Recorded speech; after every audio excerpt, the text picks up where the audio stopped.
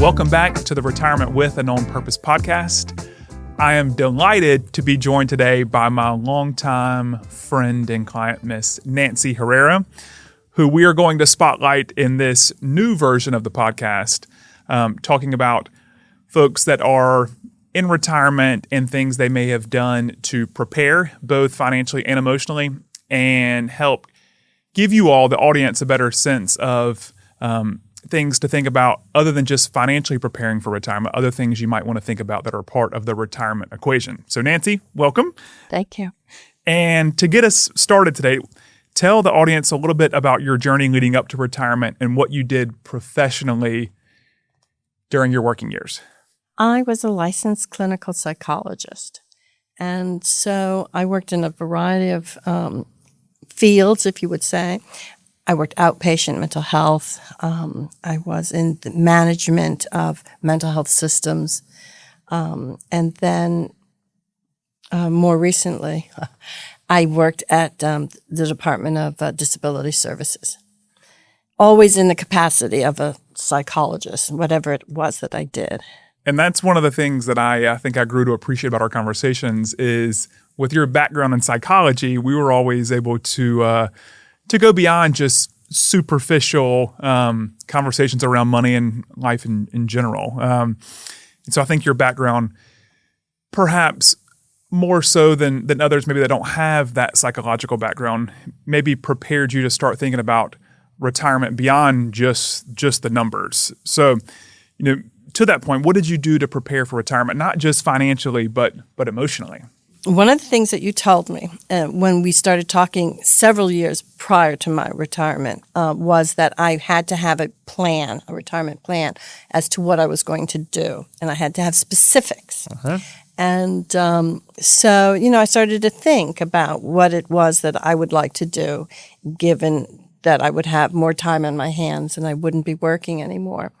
And basically, it's interesting. I sort of fell back onto old established behaviors that I hadn't been able to do with my working world. Mm-hmm. So I had been a volunteer at a hospital as a candy striper. And so I thought, I could be a volunteer at the hospital. And so before I retired, I went ahead and got all the information as to, and the applications in terms of what I would have to do to apply. And so I had that sort of sitting there. And just things that I would want to do. Like I always like a shop. I always fantasized like, wouldn't it be perfect to have a little store, And so I thought maybe I could volunteer at like Habitat for Humanity or another, service like that. So I had those kinds of ideas in mind prior to. Well, and I think that's the critical thing here, and the thing that you did a really good job of is having things that you were already doing prior to retirement, because it still holds true today, I'm seeing with retirees. For those that are already doing certain things prior to retirement, it's a lot easier for them to continue and even double down on those activities versus those that have all these grandiose ideas of what they're going to do in retirement, but they're not currently doing it prior. There's a stark contrast between the likelihood of it happening between those that are doing it before and those that are doing it after. So you did a great job doing a lot of these things prior, which... well, you made me. I tried. Yes, you did, and you did a very good job. Well, thank you. Yeah. And but my advice is only as good as the action, and you put it into place. So, but having all those things, having done that legwork, previous to retirement, really was helpful because when I retired, it was such a equilibrium. You're just really sort of in a haze for a while. And having that stuff there made it just so simple to make the phone call or, send the file application, whatever it was, because I didn't have to do a lot of thinking at that moment. Because when you first retire, it's very disconcerting. You Sure. know? Because your whole life has been spent, or your working life has been spent working. And you always knew what you had to do, and you always had to go there. And there was no, it was just routine. But suddenly when you retire, there's nothing that is routine. That's and that's hard to prepare for, that sort of disorientation and not having any sense of, I've never done this before. Yes. This is all new. But in essence, when I begin to think about it, we have done it before. It's just that we haven't done it in a very long time. In essence, in some ways, and you might think this is crazy, I liken my retirement to things that I did in my childhood. And so the things that I enjoyed in my childhood, like, being outside in the yard and gardening, just watching the blue, the white clouds go by on a blue sunny day. I mean, those are the things that still give me intense pleasure. And those are the things that I do. And so, but you weren't able to do it for 40, 50 years, and suddenly now you have the time. So being in a hospital setting, I grew up in a hospital, basically. My father was a physician. And so I was always at the hospital for one reason, to pick him up or to do volunteer work. So those were things that came back very easily to me. So perhaps in terms of, using the language of a psychologist, you use retirement as an opportunity to reconnect with your inner child. If you will, yes, if you will. And I think that is a aspect of retirement, I mean, I think there are other aspects, but yes, I think, and that gives me great peace, great satisfaction. Well, I think that's wonderful advice for those that maybe are starting to think more about retirement. That a good starting point could be going back and just reflecting on what you enjoyed doing as a child, or during your growing upbringing, years, that you didn't have a chance to do or really harness because of your work career. So, Nancy, when did you know you were ready for retirement? Any gut feelings? You oftentimes hear people talk about it's like, when you found the right partner in life, you get this gut instinctual feeling. So, any gut feelings or signs from the ethos that now was a good time to retire? I retired right around COVID. And so we were already working from home. And I had a friend, Dr. Williams, and I had asked him, how do you know when it's time to retire? And he'd say, oh, you'll know. And sure enough, I was at home and I had begun to feel dissatisfied with the organization, the administration, and I didn't feel like I was supported in my position as I had been previously with the past manager who had retired. And most of my friends had retired, and I was still working, and I just made a decision one day. I said, that's it. That's fine. Final. I don't want to do this anymore. Not like this, not with these people. And that was it. But it was a sense of, and there was also a sense of, I was beginning to doubt myself, when making decisions on cases. And I just didn't feel I was as sharp as I had been previously. Now, a good case is always fascinating and interesting and intriguing. But that wasn't the case, That was like 10% of the work maybe. And the other was just, gut work. And I just didn't feel like I was, as good as I could be. And I felt like now's the time. I've got the money. I'm at retirement age in terms of Social Security. And I was home. It was COVID. And so things just fell into place.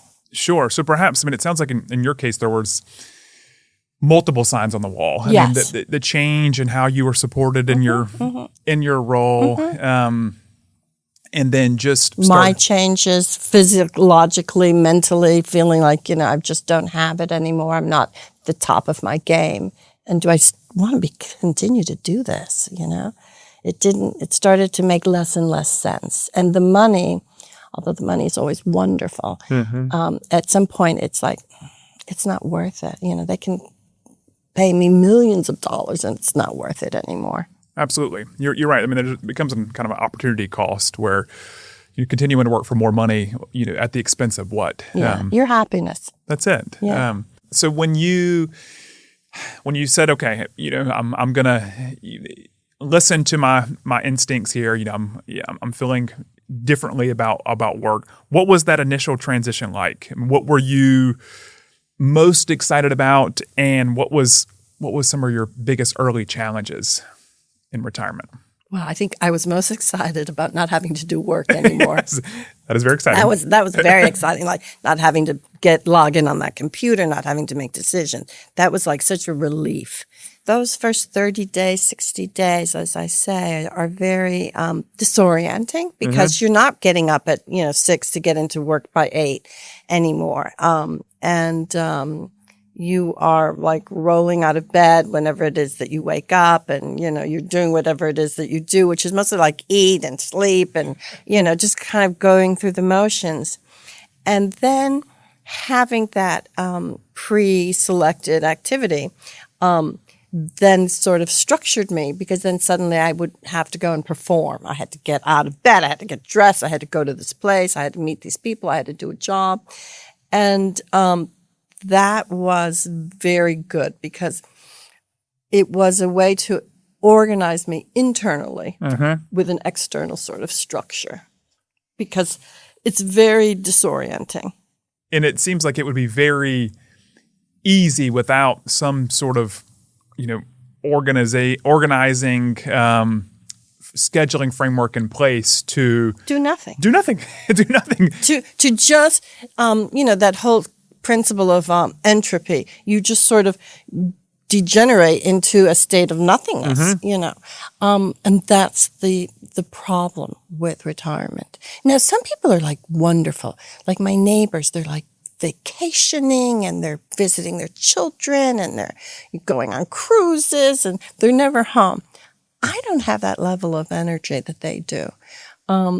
So I really have to take things slower. Sure. And I need breaks in between the high activity with some low activity. But consistency for me is much better. It's much better for me. So that the consistency and having like a schedule. Yes. Every Wednesday I have to go to the hospital. Okay. Every whatever it was, it changed. But every Tuesday and Thursday I had, child care that I did. So having that sort of structure helped me, sort of glue my life together again in some ways. And it sounds like in a lot of ways, I mean, you had some accountability, some external accountability. Yes, to others outside of myself, because just being accountable to myself was not enough. I really needed that external, I have to pick somebody up, I have to see somebody, I have to go somewhere. They're waiting for me to get me energized and to get me moving in a forward direction. You've done you did so many things right leading up to retirement.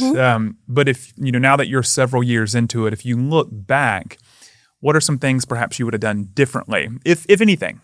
What I see in my life is that gearing up for retirement, those 50s and 60 years, are spent, for me, there was childcare, there were parents who were dying, so there's so many things happening in your life, and you tend to put yourself the last in the line for help or for attention, because you're dealing with all these other external things.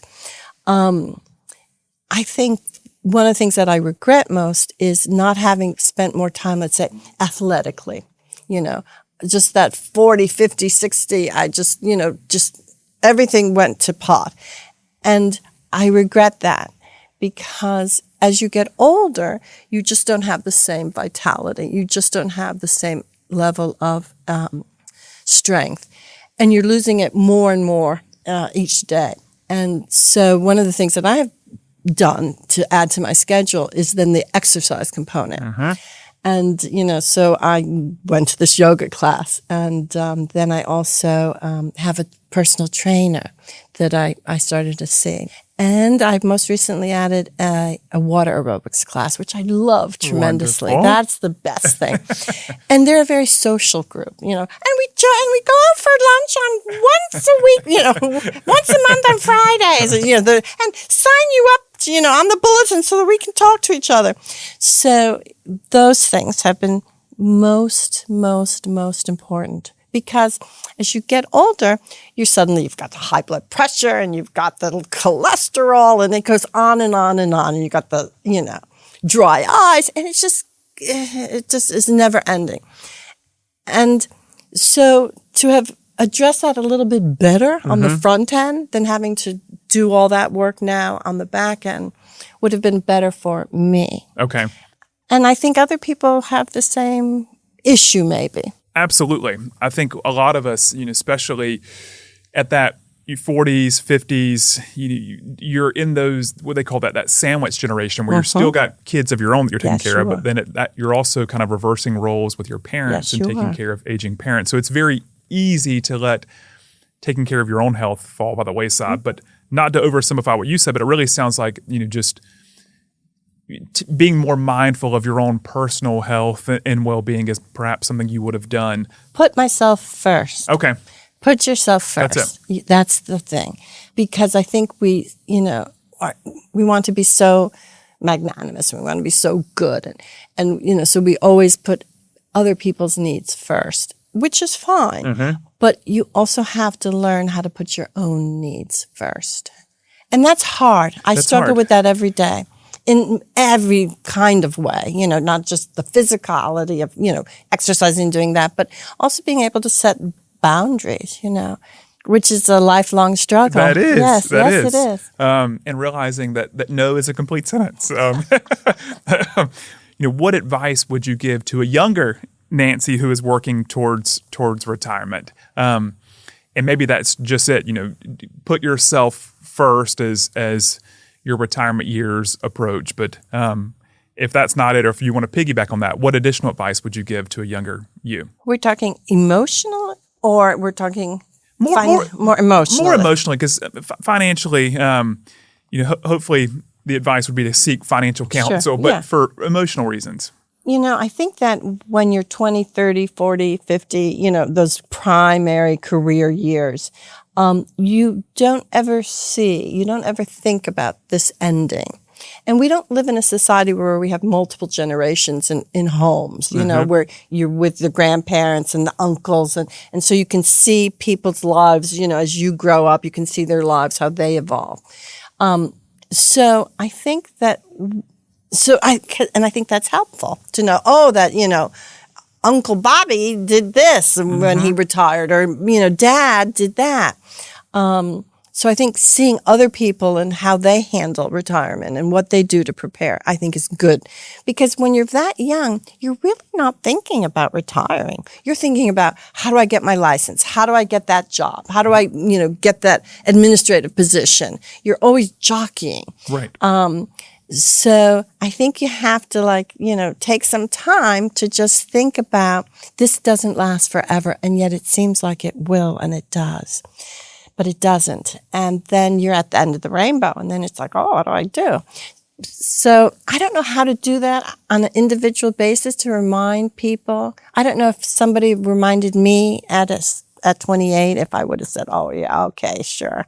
Well, I think that's great advice. And I think what it boils down to in a lot of ways is just, call it your friend group or call it, your peers, but just diversifying, who you spend time with in a lot of ways, just so you can see people that are 10, 15, 20 years your senior, seeing how they're living their life and things that they're going through can perhaps help you prepare mentally as that time gets closer for you. Some things maybe that you want to do or do differently. Yes, and I think that we get that through not only family, but also through that work context, because, you start off being the youngest person in the group, and yet as you age, then suddenly you become the oldest person, and you've seen a lot of people, retire and leave, and somehow, getting, being mindful of, what that journey looks like for that person and, how it might relate to you. But that's a hard one. Sure. Because it's like being, 8 and saying, okay, now you're going to be like married and have children. Well, it's kind of like, how do you? That's so far out. My mind doesn't even go there. Exactly. I think there's that bit of denial, resistance to be 22 and think, one day you're going to retire. One day you're going to be old. It's hard to conceptualize. And yet it's something that happens regardless. It's very real. Yes. Mm-hmm. Well, as you know, and hopefully the audience does by this point, I mean, this podcast is really, hopefully, becoming all about just purpose and finding continual meaning, regardless of where you are in life, but particularly for retirees, continuing to find purpose beyond their working years. So what are you doing now, Nancy, to continue finding purpose and meaning in these retirement years? I find meaning and purpose in my relationships to other people. For me, that's fundamentally how I find purpose. Now, I have pleasures in terms of retirement that I wasn't able to really do that also give me meaning and purpose. For instance, I take care of a little girl, and I've taken care of her since she was 4 months old. And that opportunity to experience, parenting again, this time without your child, is just magnificent. And being a part of her life. And I have that sense of urgency in the sense of I say, now remember, you can do this, because I know that I'm not going to be there, and so I'm trying to prepare her as best I can. Working at the hospital, I feel closer to my father in certain ways because that was always his environment. And so when I'm there, I feel closer to him. I feel like I'm doing something that I did with him. And helping others, when you're in the hospital, it's a tough situation. This is one day surgery, but it's a strange environment. You don't know what's happening. You're vulnerable. They got you naked in a little gown, So it gives me great pleasure to be able to, get somebody a glass of water or help them to the bathroom or answer their questions or say, hey, I don't know, but I'll find out, just to be a warm, human being in a very stressful time for most people. Fair. I take great pleasure in the outdoors that I haven't been able to do in so much time, and that gives me great pleasure. So now, I know I'm not supposed to say this, and you might have to take this part out, but I do feed deer. I feed my deer. And my son has told me, you can't do it. You're feeding a wild animal, and then they'll get habituated to humans, and you risk their death. And so I understand that it's wrong, but it gives me such great pleasure to see those does and those young bucks come to get the the corn, and the little fawns now will start coming out, and they're just so spindly with the little white spots. So nature gives me a great sense of peace and satisfaction. I feed my birds. I have a chicken. I only have one left because the predators get them.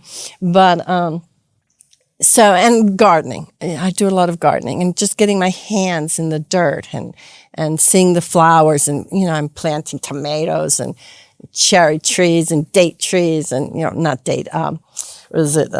Shoot, I forget. But anyway. Those are wonderful things and also tried and true things that you hear. Looking at that Harvard study that has tracked people over generations. What's the most lasting thing that you can do for happiness and fulfillment, and it's relationships, managing and nurturing relationships, and that's what you said. First and foremost, but then finding pleasures that bring you joy along the way. And a lot of what you said can be kind of captured with service to others, and not just human others, but our animal others, because we're all in this together. So I think that was a wonderful answer, and frankly, a very enlightening conversation altogether. And hopefully, again, that the audience can just start to hear stories from others to help them get a sense of how they want to craft their own retirement journey. And if they're not already finding purpose and meaning, borrow ways that other people are finding purpose and meaning and try those strategies out to make their retirement the best years ahead. So this conversation, Nancy, did not disappoint. Much like a lot of our conversations, I always leave feeling inspired and like I'm frankly not doing enough to serve humanity and our animal counterparts. So thank you for sharing time today. I really admire your retirement journey. As listeners have probably gleaned from this conversation, a big part of Nancy's continued purpose is service in retirement. And so today's article is not financial related. It's all about kindness and how kindness can have an unexpectedly positive consequence, not only on the giver, the one that's doing the kind act, but also the receiver. And so this article is from a recent publication in the Scientific American, and there will be a link, as always, in the show notes. But there's an interesting phenomenon that takes place, according to this article, for both the individual giving and the individual receiving. So across our investigations, I'm quoting here, several robust patterns emerge. For one, both performers and recipients of the acts of kindness were in more positive moods than normal after these exchanges. For another, it was clear that performers undervalued their impact. Recipients felt significantly better than the kind actors expected. The recipients also reliably related these acts as bigger than the people performing them did. In this article, there's 1,000 participants that are asked to perform a random act of kindness, and the findings are profound in that the giver often underestimates the impact that the random act of kindness will have on the receiver. Our research also revealed one reason that people may underestimate their actions' impact. When we asked one set of participants to estimate how much someone would like getting a cupcake simply for participating in a study, for example, their predictions were well calibrated with recipients' reactions. But when people received cupcakes through a random act of kindness, the cupcake givers underestimated how positive their recipients would feel. Recipients of these unexpected actions tend to focus more on warmth than performers do. Missing the importance of warmth may stand in the way of being kinder in daily life. People know that the cupcake can make folks feel good, to be sure, but it turns out that cupcakes given in kindness can make them feel surprisingly good. If people undervalue this effect, they might not bother to carry out these warm, pro-social behaviors. And kindness can be contagious. In another experiment, we had people play an economic game that allowed us to examine what are sometimes called pay-it-forward effects. In this game, participants allocated money between themselves and a person whom they would never meet. People who had just been on the receiving end of a kind act gave substantially more to an anonymous person than those who had not. These findings suggest that what might seem small when we are deciding whether to do something nice for someone else could matter a great deal to the person we do it for. Given that these warm gestures can enhance our own mood and brighten the day of another person, why not choose kindness when we can? So as Lester Holt, I believe, used to sign off, be kinder to yourself and others. That's my hope in today's episode, is not only to consider further incorporating or giving more thought to how service can be a part of your retirement journey, but also ensuring that you're being kind to yourself and others throughout your retirement journey. As always, it's a pleasure being on this end of the microphone. I hope you found this valuable, and I'll look forward to being with you again soon. Take care. Thanks for tuning in to the Retirement with and On Purpose podcast. I hope you're walking away with new ideas and a fresh perspective on how to make the most of your retirement journey. And remember, retirement isn't the end. It's your time to live with purpose. Until next time, I'm Trevor Lawson. Here's to a fulfilling and thriving retirement.